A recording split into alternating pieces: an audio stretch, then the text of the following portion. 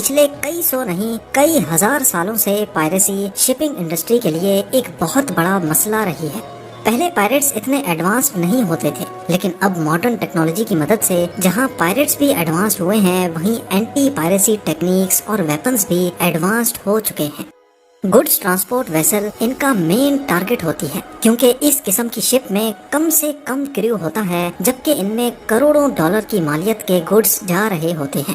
زیادہ تر پائریٹس کا ٹارگٹ شپ کے کرو کو مارنا نہیں، بلکہ وہ شپ پر اپنا قبضہ جما کر یا کیپٹن کو کڈنیپ کر لیتے ہیں، یا پھر پوری شپ کو ہوسٹیج بنا کر شپنگ کمپنی سے لاکھوں ڈالرز کی ڈیمانڈ کرتے ہیں۔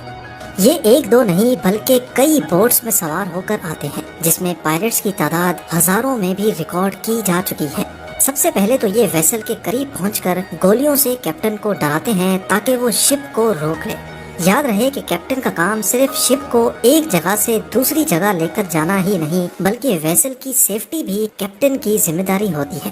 اس کے بعد یہ ویسل کے اوپر چڑھنے کے لیے گریپلنگ ہکس کا استعمال کرتے ہیں۔ اوپر چڑھنے کے بعد سب سے پہلے یہ کیپٹن اور کرو کو ہوسٹیج بناتے ہیں، یا پھر کئی کیسز میں پوری ویسل کو ہی کسی ان نون لوکیشن پر لے جاتے ہیں۔ ایک بار کروڑوں ڈالرز کے سامان والی شپ ان کے قبضے میں آ گئی، پھر اس بات کے کافی زیادہ چانسز ہوتے ہیں کہ شپنگ کمپنی چند لاکھ ڈالرز دے کر ان سے جان چھڑائے۔ پر ایسا نہیں ہے کہ پرائیویٹ شپس اس قسم کے حادثات سے بچنے کی کوشش ہی نہیں کرتی۔ پائریٹ سے بچنے کے لیے آج کل کی ماڈرن شپس بھی کسی سے کم نہیں ہیں۔ جب کسی ویسل کو خطرہ ہوتا ہے کہ پائریٹس ان کے قریب آ رہے ہیں، تو سب سے پہلے ان کو قریبی کوسٹل سیکیورٹی اتھارٹی کو انفارم کرنا ہوتا ہے۔ اس کے بعد کیپٹن ویسل کی اسپیڈ بڑھا دیتا ہے۔ اسپیڈ بڑھانے کی وجہ یہ نہیں ہوتی کہ پائریٹس ان تک پہنچ نہیں پائیں گے، بلکہ تیز چلنے کی وجہ سے شپ ویوز پیدا کرتی ہے، جس سے پائریٹس کی چھوٹی موٹی بوٹس کو ویسل کے قریب آنے میں بہت مشکل ہوتی ہے۔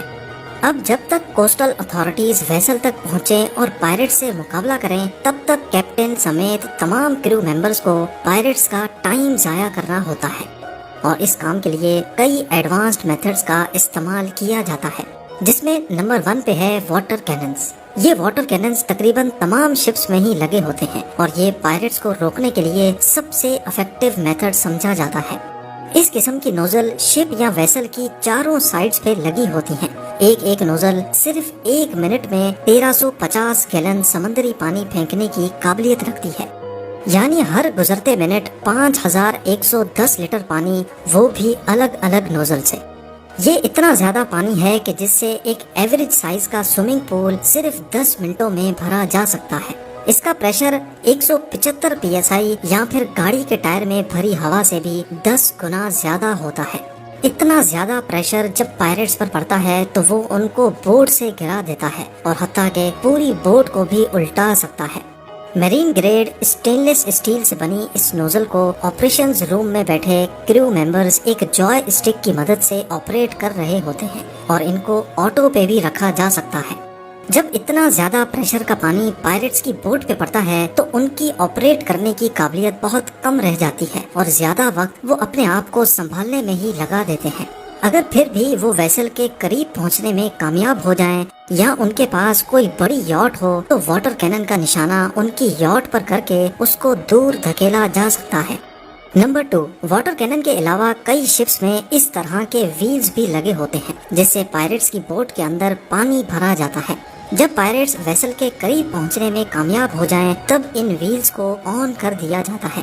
اس میں سے نکلنے والے پانی کی وجہ سے پائریٹس کی بوٹس میں پانی بھر جاتا ہے اور بوٹ کی اسپیڈ کم ہو جاتی ہے۔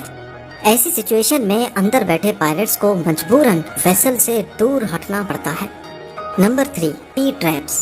اس سچویشن میں جب یہ دونوں میتھڈز کام نہ آئیں، تب استعمال کیا جاتا ہے پی ٹریپس کو۔ یہ شپ کی دونوں سائڈز میں باہر نکلے ہارڈ اسٹیل کے فریمز ہوتے ہیں، جس میں اسٹیل وائرز لگی ہوتی ہیں۔ جیسے ہی پائریٹ ویسل کے قریب آتے ہیں، اسٹیل وائرز کو پانی میں چھوڑ دیا جاتا ہے۔ پائریٹس زیادہ تر اسپیڈ بوٹس کا استعمال کرتے ہیں، جس میں ایک پروپیلر لگا ہوتا ہے۔ یہ اسٹیل وائرز اس پروپیلر میں جا کر پھنس جاتی ہیں، جس سے بوٹ کا انجن اسٹک ہو جاتا ہے، جیم ہو جاتا ہے۔ پائریٹس بوٹ کے انجن کو اسٹیل وائر سے چھڑانے میں لگ جاتے ہیں، اور الٹیمیٹلی ان کا قیمتی وقت ضائع ہو رہا ہوتا ہے۔ नंबर 4, LRAD या फिर लॉन्ग रेंज एक्यूस्टिक डिवाइस। ये खास डिवाइस असल में ऐसी साउंड बीम जनरेट करती है जिसको सुनते ही इंसान दूर भागना चाहता है। इसकी रेंज 5 किलोमीटर तक होती है और ये कुछ इस तरह की आवाज पैदा करती है। इस साउंड की पिच बहुत ज्यादा होती है, इतनी ज्यादा कि इसको इंसान बर्दाश्त ही नहीं कर सकता। LRAD को ना सिर्फ एंटी पायरेसी ऑपरेशंस में इस्तेमाल किया जाता है, बल्कि अक्सर औकात प्रोटेस्टर्स को भी भगाने के काम में लाया जाता है। नंबर 5, इन तमाम मेथड्स के अलावा पायरेट अटैक्स की सूरत में कई वेसल्स में इलेक्ट्रिक फेंस लगा दी जाती है। इस फेंस में इतनी ज्यादा वोल्टेज तो नहीं होती कि किसी की मौत हो जाए, पर इसको हाथ लगाना इतना आसान भी नहीं होता। पर क्योंकि ये फेंस अगर हर वक्त वेसल पे लगी रहेगी तो शिप पर बैठने वाले परिंदे भी मर सकते हैं। इसी वजह से अटैक खत्म होते ही इसको वापस फोल्ड करके बंद कर दिया जाता है। अप्रैल 2009 में शिपिंग कंपनी मैस्क एलाबामा की एक कार्गो शिप ओमान से कीनिया की तरफ जाने के लिए रवाना हुई। सोमालिया की कोस्ट के करीब इस पर 1000 पायरेट्स ने हमला किया और क्रू मेंबर्स को बड़ी मुसीबत में डाल दिया। ये 200 सालों में पहली बार हो रहा था कि पायरेट्स ने किसी अमेरिकन शिप पर हमला किया हो। इस शिप में 21 क्रू मेंबर्स थे, जिसमें शिप कैप्टन रिचर्ड फिलिप्स भी शामिल थे। क्रू ने पायरेट्स को शिप के करीब आने से रोकने के लिए फ्लेयर्स भी फायर किए और वाटर कैनन का भी इस्तेमाल किया, लेकिन 2 सोमाली पायरेट्स शिप पर चढ़ने में कामयाब हो गए। उन्होंने डेक पर जाकर शिप को अपने कंट्रोल में लिया और कैप्टन समेत क्रू मेंबर्स को होस्टेज बना लिया। पायरेट्स ने कैप्टन को गन पॉइंट पे लाइफ बोट में बिठाया और उसको किडनैप करके भाग निकले। उनकी डिमांड $2 मिलियन थी और इसी के बदले वो कैप्टन वापस करेंगे। यहाँ आपको बताते चलें कि लाइफ बोट में लिमिटेड फ्यूल होता है और जाहिर है इस कंडीशन में वो ज्यादा दूर नहीं जा सकते थे। नेवी ऑफिसर्स ने लाइफ बोट का पीछा किया। उनका मकसद था कि पायरेट्स को कोस्ट तक ना पहुँचने दिया जाए, क्योंकि अगर वो कोस्ट तक पहुंच गए तो फिर सोमालिया जैसी करप्ट कंट्री में उनको ढूंढना नामुमकिन हो जाएगा। नेवी ने एक हेलीकॉप्टर डिप्लॉय किया जो लाइफ बोट के करीब लो फ्लाइंग करके विंड स्टॉर्म पैदा कर रहा था। इससे पानी की लहरें लाइफ बोट को कोस्ट पे आने से रोक रही थी। बिला आखिर एक अमेरिकन शिप को लाइफ बोट के रास्ते में खड़ा करके उसका रास्ता रोक दिया गया। उनका सिर्फ एक ही मकसद था कि पायरेट्स का टाइम जाया किया जाए ताकि लाइफ बोट का फ्यूल खत्म हो सके।